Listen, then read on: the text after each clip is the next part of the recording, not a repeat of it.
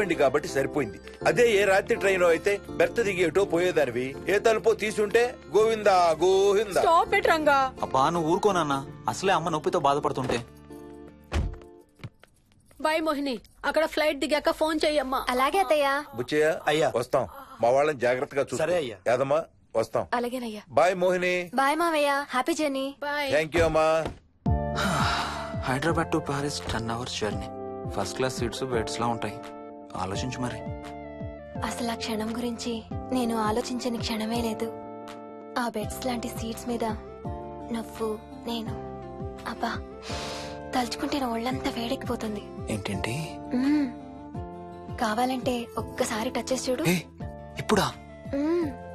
ఇప్పుడే. టచ్ తో ఆగలేనేమో. అయితే మానే.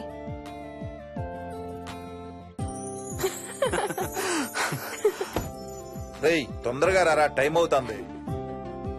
సరే వెళ్ళు, నేను ప్యాకింగ్ స్టార్ట్ చేయాలి. ఇవాళ ఏం కలరు? Stop it Harsha. రోజు పొద్దున్న ఏం తింటావు? ఇడ్లీ. రోజు ఇడ్లీనా? ఇంకేం తినవా? అవును డాక్టర్, ఎప్పుడు ఇడ్లీయే కావాలంటాడు. అప్పుడప్పుడు కాన్ఫ్లెక్స్ తింటాడు. ఇటు తిరగమ్మా. రోజు పాలు తాగుతావా? పాలంటే నాకు ఇష్టం లేదు. పెరుగన్నా తింటావా? పెరుగు కూడా నాకు ఇష్టం లేదు. అయితే ఏమిష్టం నీకు? చాక్లెట్స్. ఆ, ఇదిగో తీసుకో. ఇంకోటి ఇస్తారా అంకుల్? మా తాతయ్య కూడా ఇవ్వాలి. అవునవును మర్చిపోయాను. ఇదిగో. Thank you. ఇంతకీ మీ తాతయ్య ఎక్కడున్నారు? బయటే కూర్చున్నారు.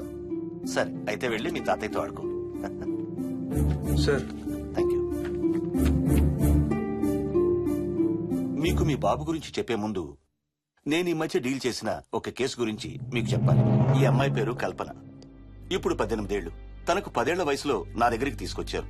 రాయడానికి చదవడానికి బాగా ఇబ్బంది పడేది. 10th స్టాండర్డ్ 3 సార్లు అన్ని సబ్జెక్ట్స్ లో ఫెయిల్ అయింది. తనకి చదువు రాదనే డిప్రెషన్ తో ఆత్మహత్య కూడా ట్రై చేసింది. అలాంటి అమ్మాయి సడన్ గా ఒక రోజు పుస్తకాలు తీసుకుని రూమ్ లోకి వెళ్లి గంటలు గంటలు చదవడం స్టార్ట్ చేసింది. 10th స్టాండర్డ్ 96% తో పాస్ అయింది. ఎలాగమ్మా అని అడిగితే వాళ్ళ నాన్నగారు రోజు వచ్చి చదువు చెప్పి హెల్ప్ చేశారంది. నిజానికి ఈ అమ్మాయి నాన్నగారు తను పుట్టకముందే చనిపోయారు. చదువు దారిలో పడ్డాక కల్పనకి వాళ్ళ నాన్నగారు కనబడ్డం మానేశారు. ఈ కేస్ గురించి మాకు చెప్తాను. ఇది కల్పన చిన్నప్పుడు తీసిన ఎక్స్రే. ఇది వికీ ఎక్స్రే. ఈ రెండిట్లోనూ ఈ చిన్న బ్లాక్ స్పాట్ చూసారా? దీన్ని యాంటీరియర్ ఫాంటనల్ అంటారు. పుట్టుకతో చిన్నపిల్లలందరికీ తల మీద ఉండే మెతక భాగం 2 ఏళ్లకి 98% దాకా క్లోజ్ అయి ఒక 6 ఏళ్లకి కంప్లీట్ గా గట్టిపడిపోతుంది. కానీ విక్కీకి 7 ఏళ్లు వచ్చినా ఇది ఇంకా క్లోజ్ అవ్వలేదు. వేల సంవత్సరాలుగా హిందువులు బౌద్ధులు ఈ మెతక భాగం కింద సహస్రార చక్రం ఉంటుందని నమ్ముతారు. బాడీలో ఉండే అన్ని చక్రాలలో మానసిక ఎదుగుదలకు కావలసిన అతి ముఖ్యమైన చక్రం. ఈ చక్రాన్ని ఒక స్పిరిచువల్ గేట్వే అని కూడా అంటారు. మెడికల్ సైన్స్ కూడా దీన్ని యాక్సెప్ట్ చేసింది. సైన్స్ చెప్పేదాన్ని వేదాంతం చెప్పేదాన్ని కలిపి సింపుల్ గా చెప్పాలంటే పసిపిల్లలకు కొంత ఏజ్ వచ్చే వరకు మనకు కనబడని అంతుపట్టని ఆత్మల ప్రపంచంతో ఒక ఆధ్యాత్మిక అదే ఒక స్పిరిచువల్ కనెక్షన్ ఉంటుంది. అంటే వాళ్ళకి ఆత్మలు కనపడతాయా? వాళ్ళకి ఆత్మలు కనబడొచ్చు, వాళ్ళు ఆత్మలతో మాట్లాడొచ్చు, ఆత్మలు చెప్పే వినొచ్చు. కల్పనకి ఎప్పుడైతే గట్టిపడిందో తనకి వాళ్ళ నాన్నగారు కనబడ్డం మానేశారు. విక్కీ విషయంలో కూడా అలాగే జరగచ్చు అనుకుంటున్నాను. వావ్, ఏంటి నమ్మలేకపోతున్నారా? సబ్జెక్ట్ చాలా హెవీగా ఉంది. Sorry, no offence. కొంచెం నమ్మలేనట్టుగానే ఉంది సార్. మనకు అర్థం కాని చాలా విషయాలు కొంచెం నమ్మలేనట్టుగానే ఉంటాయి. దయ్యాలను చూసినప్పుడు కుక్కలు మురుగుతాయంటారు. సునామీలు భూకంపాలు వచ్చేటప్పుడు జంతువులకి పక్షులకి ముందే తెలుస్తాయంటారు. వాటికి మనకి తెలియని ఏదో సెన్స్ ఉంది. అలాగే చిన్నపిల్లలకు కూడా వాళ్ల ప్రపంచం గురించి మనకు చాలా తక్కువ తెలుసు. కొన్ని బ్లైండ్ గా నమ్మాలంతే. విక్కీకి వాళ్ళ తాతగారు నిజంగా కనబడుతున్నారా లేక అలానే ఊహించుకుంటున్నాడా అనేది మనం నమ్మేదాన్ని బట్టి ఉంటుంది. అదే నిజమైతే వాళ్ళ తాతగారు తన కోసం ఎందుకు వచ్చారో ఏదో ఒక రోజు విక్కీయే మనకు చెప్తాడు. ఒకవేళ విక్కీ వాళ్ళ తాతగారిని ఇమాజిన్ చేసుకుంటుంటే చేసుకోనివ్వండి, ఇట్స్ హెల్దీ. తనకి పాలు పెరుగు ఇష్టం లేదు కాబట్టి కాల్షియం సప్లిమెంట్ ఏదైనా ఇవ్వండి. ఇది త్వరగా గట్టిపట్టడానికి హెల్ప్ అవుతుంది. మోస్ట్ ఇంపార్టెంట్లీ మీ అబ్బాయికి బాగా దగ్గర అవడానికి ట్రై చేయండి. తనతో హోంవర్క్ చేయించండి, ఆడుకోండి, బయటికి వెళ్ళండి, రోజుకు ఒక్కసారైనా కలిసి భోజనం చేయండి.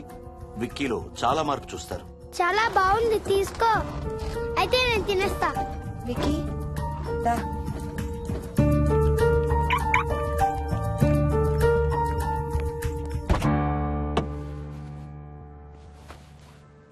Wiki, listen to me carefully. ఇక నుంచి అన్ని ఆటలు మన ఇద్దరమే ఆడుకుందాం. నీకెప్పుడు ఆడుకోవాలనిపించినా నన్ను పిలు, నేనొచ్చి నీతో ఆడతాను. తాతతో గాని రాజుతో గాని ఆడుకోవటం మానేయాలి, అర్థమైందా? తాత అంటే నాకు చాలా ఇష్టం డాడీ. తాత చచ్చిపోయాడు, ఈ లోకంలో లేడు, నువ్వు పుట్టక ముందే చచ్చిపోయాడు, అర్థమైందా?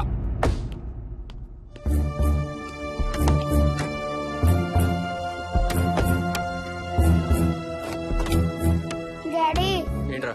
తాత నిన్ను సీట్ బెల్ట్ వేసుకోమంటున్నాడు. రేయ్ నిన్ను స్టాప్ ఇట్. వాడితో డీల్ చేసే విధానం అది కాదు. కార్తీ, ఇవ్వు, వాడికి బాగా గారం ఇవ్వు, తర్వాత ఏడుస్తావు నువ్వే.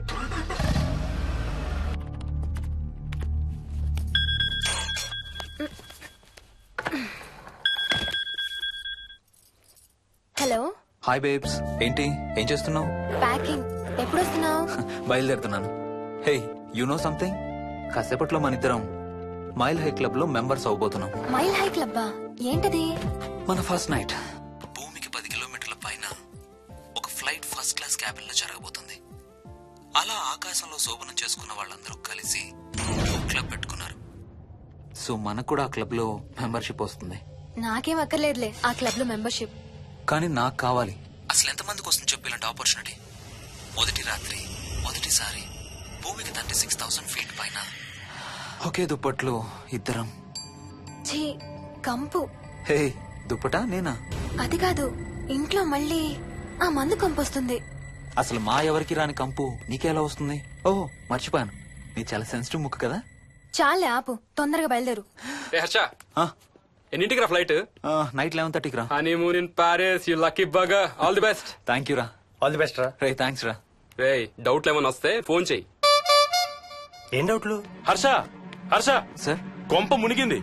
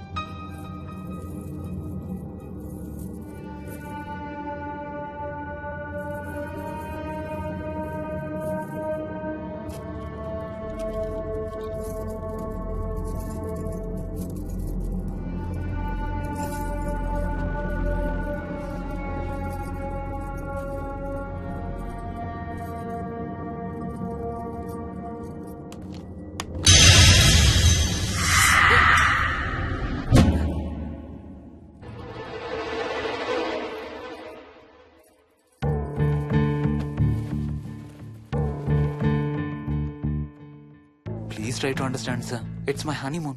ఫ్లైట్ టికెట్స్, హోటల్ రూమ్ కి అన్నిటికీ ఆల్రెడీ పే చేసేసాను. ఇప్పుడు లాస్ట్ మినిట్ లో క్యాన్సిలేషన్ అంటే మొత్తం పోతుంది. నువ్వు ఇప్పుడు బెంగళూరు వెళ్ళకపోతే మన కంపెనీయే మూసేయాల్సి వస్తుంది. అలా కాదు sir. Harsha, please try to understand. ఒక్క కంప్యూటర్ కాదు, మొత్తం మెయిన్ ఫ్రేమే కొలాప్స్ అయిపోయింది. బీపీ ఆపరేషన్స్ మొత్తం షట్ డౌన్ అయిపోయాయి. నువ్వు బెంగళూరు వెళ్ళాలంటే తప్పదు. మార్నింగ్ ఫస్ట్ ఫ్లైట్ లో తిరిగి వచ్చేద్దు గానీ నీ హనీమూన్ కి రేపు వెళ్ళు. కావాలంటే ఖర్చులన్నీ కంపెనీ భరిస్తుంది. Sir, I can't sir. కాంటూ లేదు, గీంటూ లేదు. నువ్వు వెళ్ళకపోతే నా ఉద్యోగమే కాదు, నీ ఉద్యోగం కూడా పడుతుంది.